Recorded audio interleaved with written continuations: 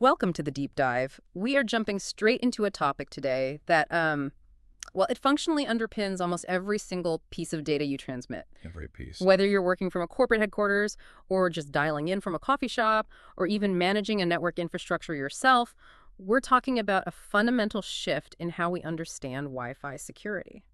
And the scale here is just, it's hard to wrap your head around. It really is. I mean, to put the scale into perspective, since the late 90s, the industry has shipped over 48 billion Wi-Fi enabled devices. 48 billion. Yeah, we've got roughly 6 billion individual users. That's effectively 70% of the human population heavily relying on this single protocol stack for everything from, basic communication to transmitting highly sensitive enterprise data. It's the invisible infrastructure of modern computing. Mm. And for the most part, we treat it as a solved problem.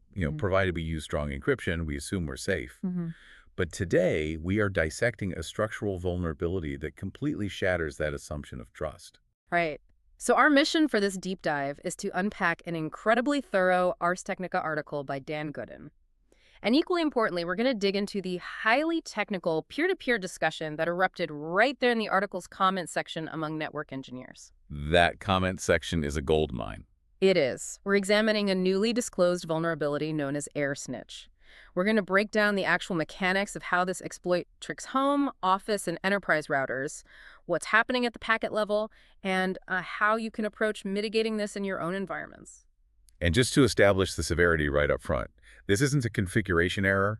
It's not a brute force dictionary attack against a weak WPA passphrase. We are looking at a structural, architectural flaw located at the very deepest levels of how wireless hardware physically manages state. Meaning it bypasses things completely. Exactly. It allows an attacker to effectively bypass encryption protocols entirely. Okay, let's unpack this. Because to grasp why AirSnitch is so disruptive, we have to look at the foundational promise of client isolation. Whenever you deploy a network, whether it's a segmented guest network on a consumer router or a specific SID in a corporate environment, you rely on client isolation to prevent lateral movement. Could do. The fundamental assumption is that clients associated with that specific access point, or VLAN, cannot route traffic directly to other clients on the same network layer. Exactly. And that layer 2 isolation is a feature touted by virtually every major networking vendor. But researchers Xinlan Zhu, who presented these findings at the 2026 Network and Distributed Systems Security Symposium, along with co-author Matthew Van Hoof, proved that this isolation is essentially a systemic illusion. A systemic illusion. And Matthew Van Hoof actually made a critical distinction regarding their research that frames this perfectly. AirSnitch doesn't break Wi-Fi encryption. No, it doesn't. When we look back at historical vulnerabilities like the PTW attack that effectively killed WEP cryptography overnight, or the various KRACK attacks against WPA2, those targeted the mathematical handshakes. AirSnitch sidesteps the cryptography entirely. What's fascinating here is that contrast in the attack vector. Instead of attacking the cryptographic math at the higher layers, AirSnitch targets the architecture of the network stack itself. The physical architecture. Yeah. It exploits the translation between layer 1, which is the physical radio frequency, PHY layer, and layer 2, the data link MSC layer. The vulnerability forces the access point into a state of cross-layer identity desynchronization. The router basically suffers a catastrophic identity crisis. That's a great way to put it. Because when you introduce conflicting state information between layer 1 and layer 2, the router loses its authoritative mapping of which client is associated with which security context. Right. And once the access point is confused at the PHY and MC levels, the robust encryption running at layer 3 and above becomes totally irrelevant. The router is actively decrypting the data and handing it to the wrong hardware address. Which brings us to the actual anatomy of the hijack. The core of this is a machine-in-the-middle attack. Yeah. But executing it over wireless infrastructure requires an active manipulation of the radio traffic. It begins with an adaptation of a classic Ethernet exploit, port stealing. Okay, port stealing. Yeah. Since Wi-Fi access points maintain an internal forwarding database that maps MAS addresses to virtual ports, the attacker leverages a secondary network interface card, NIC, to introduce conflicting data. Right. So the attacker connects to the network using that secondary NIC, but they actively spoof your device's MS address. They do. They inject frames into the network, forcing the access point's internal switch to update its forwarding table. And the access point instantly drops the association with your legitimate virtual port and remaps your MNASI address to the attacker's port. Instantly. From that millisecond forward, all downlink data frames intended for you are forwarded directly to the attacker, and the router encrypts those frames using the attacker's temporal key. The limitation of that initial step, however, is that it's asymmetrical. Meaning it's only one way. Exactly. The attacker only intercepts the downlink traffic flowing from the access point to the victim. If the attacker maintains that state, the victim simply experiences a sudden drop in connectivity. A denial of service. Right, a denial of service. Okay. And for a sophisticated threat actor, that's noisy and counterproductive. To establish a true bidirectional machine-in-the-middle position, they need seamless traffic flow so they can monitor or inject payloads without alerting the target.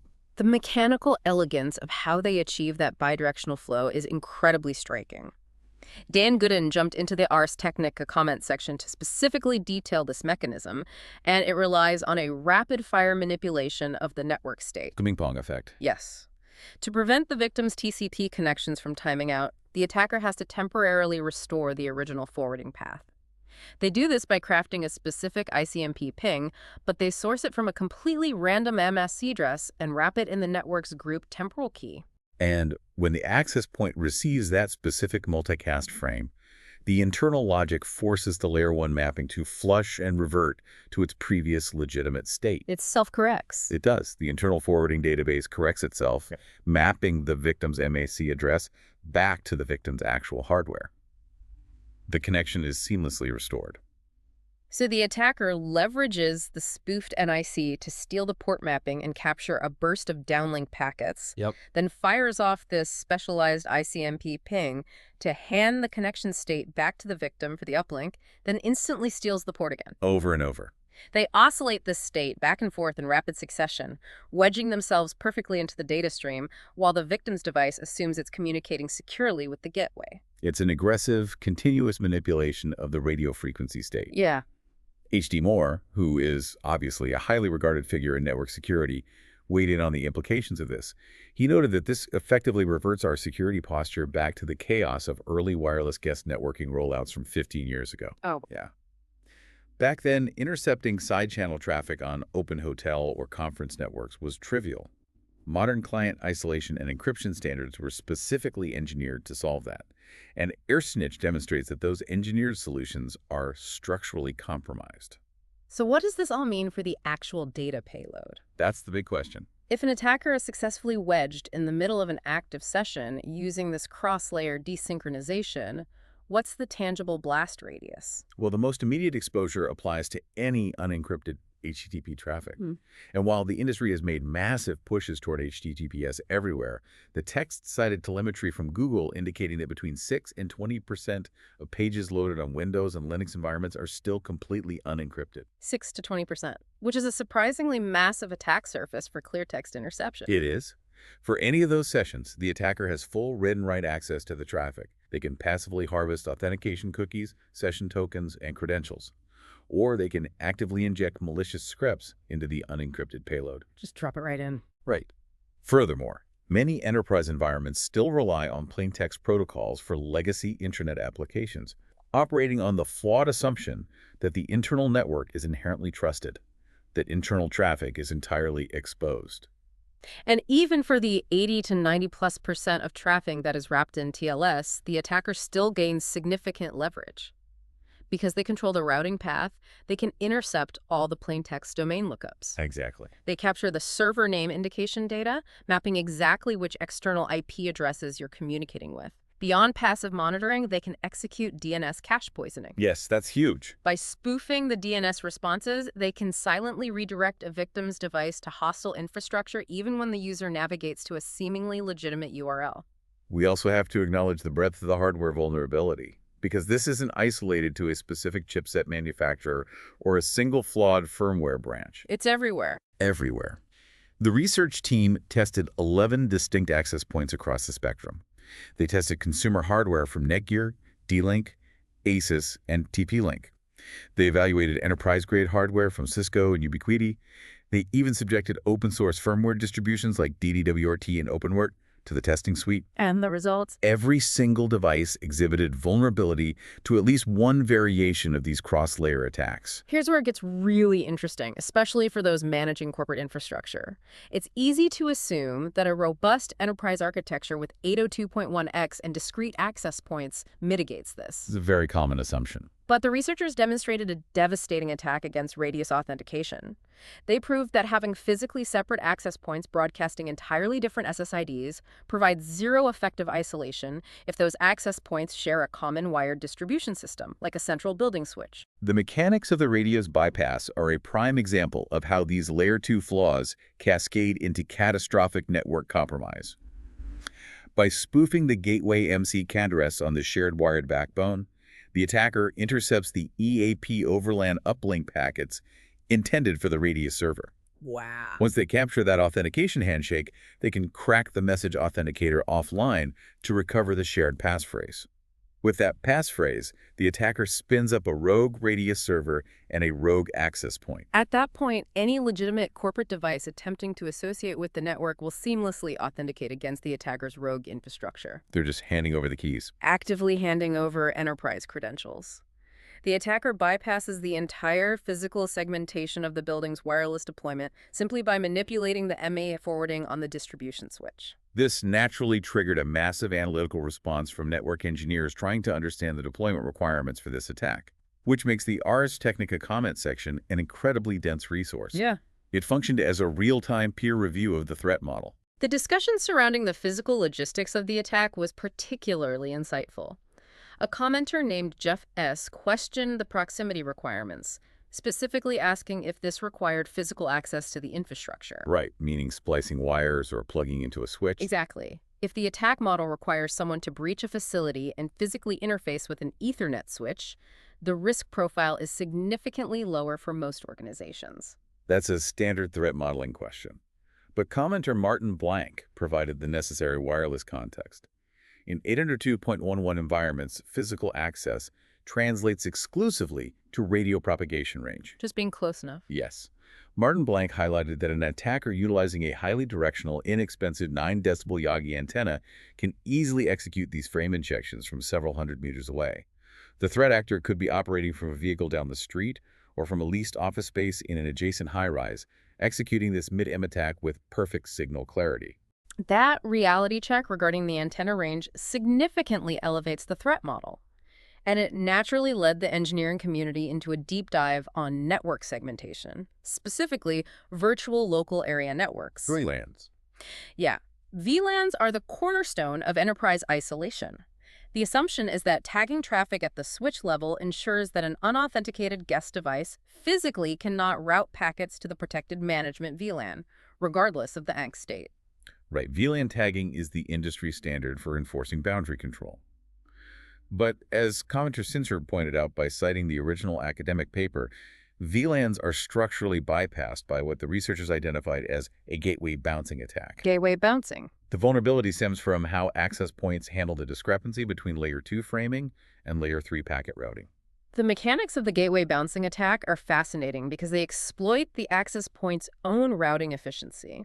The attacker constructs a malicious 802.11 frame where the Layer 2 destination MC address points directly to the access point's gateway interface. But inside that frame, they encapsulate a Layer 3 IP packet where the destination IP is set to the targeted victim on a completely different, supposedly isolated VLAN. And here's the flaw. The access point receives the frame, inspects the Layer 2 header, and accepts it because the AM address matches its own interface. The hardware then decapsulates the frame to inspect the Layer 3 IP header for routing. It strips away the protection. Precisely. Because many access points fail to enforce the original Layer 2 isolation context once they begin processing at Layer 3, the router sees the victim's IP address and simply routes the packet directly to the victim's virtual port. It leverages the router's own internal logic to hop the VLAN boundary entirely. H.D. Moore expanded on this specific architectural flaw in the comments as well. He pointed out that wireless access points manage VLAN tags fundamentally differently than hardwired managed Ethernet switches. Because of roaming. Yes. Because an AP has to dynamically assign and manage virtual ports for roaming mobile clients, rather than locking a specific VLAN to a physical copper port, the AirSnitch vulnerabilities allow an attacker to inject traffic directly into the software-defined port assigned to the target. The flexibility required for wireless roaming is exactly what makes the VLAN isolation so fragile. So if client isolation is functionally broken, VLAN boundaries can be hopped via gateway bouncing, and enterprise radius environments can be compromised through the distribution switch. We have to examine the practical mitigations. How do you defend a network when the underlying Layer 2 architecture is compromised? The Ars Technica piece details several defensive postures, starting with virtual private networks. If you force all client traffic through a hardened VPN tunnel before it traverses the local access point, you effectively blind the AirSnitch interception. It creates a secure tunnel. Exactly. The attacker can capture the encrypted tunnel packets, but they cannot read the payload or inject malicious HTTP frames. However, the security community largely views this as a bandage rather than a fix. It's definitely a bandage. VPNs notoriously leak DNS queries and metadata, which still provides an attacker with valuable telemetry. And managing a fleet of always-on VPN clients introduces significant overhead. There was also an interesting data point regarding firmware architecture. A commenter named Hekuba dug into the research paper and noted that the open-source firmware distributions, specifically DDWRT and OpenWrt, demonstrated unique resilience against certain attack vectors. Oh, really? Yeah, these firmware builds often utilize EB tables or implement completely discrete internal bridge interfaces for different SSIDs. Because they aggressively segment the broadcast domains at the software bridge level, they mitigate some of the AMC spoofing and port stealing techniques. So the hardware MAC isn't shared? Right. The hardware NA isn't shared across the same virtual bridge, which breaks the attacker's ability to manipulate the forwarding table for cross-SSID attacks. But deploying custom open-source firmware across thousands of enterprise access points isn't a scalable solution for most organizations. No, not at all. The ultimate enterprise mitigation aligns with the Zero Trust architecture model. Zero Trust operates on the assumption that the local network Layer 2 and Layer 3 is inherently hostile. Every single node, application, and user must continuously authenticate and authorize every transaction, regardless of their physical or network location. It completely deprecates the value of local network isolation. Right. But transitioning legacy infrastructure to a pure Zero Trust model is a massive, multi-year engineering undertaking. For individual users or smaller deployments, the practical advice is far more rigid. Treat any wireless infrastructure you don't personally manage, and even some that you do, as compromised space. Avoid processing unencrypted traffic. Utilize a reputable VPN to encapsulate your sessions, and if you are handling highly sensitive operational data in a public or semi-public environment, bypass the 802.11 stack entirely. Just don't use it. Tether your workstation to a cellular connection and utilize the carrier's infrastructure. We are seeing hardware vendors rushing to push firmware updates to address the specific framing vulnerabilities where possible. But Shinan Zhu explicitly noted that several manufacturers admitted the cross-layer desynchronization issues are heavily tied to the proprietary silicon they source from chip makers. It's baked in. The logic flaws are burned into the physical radio hardware. If we connect this to the bigger picture, relying on firmware patches to fix silicon-level logic flaws is an unwinnable war of attrition. Commenter Martin Blank made a highly accurate comparison to the SMTP protocol we use for email. Both SMTP and 802.11 were architected decades ago under fundamental assumptions of network trust that no longer exist. Right. But they are so deeply embedded in the global infrastructure that engineering a permanent structural fix requires utterly shattering backward compatibility. To permanently resolve the Layer 1 and Layer 2 desynchronization flaws that enable AirSnitch, the IE would likely need to mandate entirely new frame handling and state management requirements for wireless chipsets. A total overhaul. If you execute that architectural shift, you instantly orphan billions of legacy IoT devices, medical equipment, and consumer hardware that can't process the new standard. The industry is paralyzed by its own scale. We've mapped out how an exploit that ignores cryptography entirely can trigger an identity crisis within the access point, allowing an attacker to seamlessly wedge themselves into the data stream. We've seen how gateway bouncing invalidates VLAN segmentation, and how even enterprise radius architectures are vulnerable on shared physical backbones. So we've established that the silicon running the world's wireless infrastructure is structurally flawed, and that patching it at the hardware level breaks the internet for 48 billion devices. This raises an important question. If our foundational network hardware is permanently vulnerable and we cannot practically replace it without shattering global connectivity, does this mark the absolute end of network layer trust? It really makes you wonder. Are we rapidly approaching a reality where the concept of a secure network is entirely obsolete, and the only viable path forward is assuming that every physical layer is actively breached, forcing us to move 100% of our security engineering exclusively to the application layer? It fundamentally shifts how we have to think about infrastructure design going forward. Thank you for joining us for this deep dive into the architecture of AirSnitch and the reality of our wireless networks. Keep analyzing the systems you rely on, verify your protocols, and stay curious.